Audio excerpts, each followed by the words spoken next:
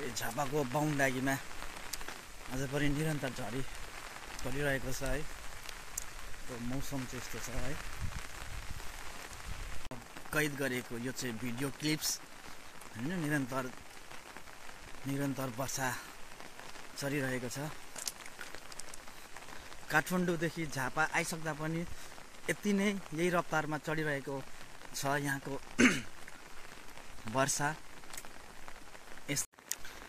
यो चाहिँ बाहुनडागी र भिरकुटीलाई जोड्ने राइसिङ पुल हो।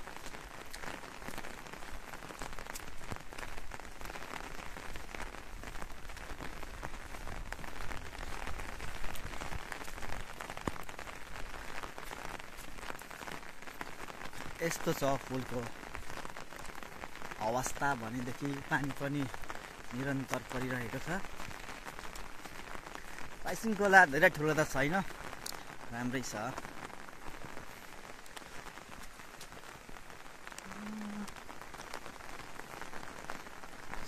ऊ यो पर देखिएको बर्ड पिपल हो। बर्ड पिपल पर रहेको बाहुनडागी पर्छ।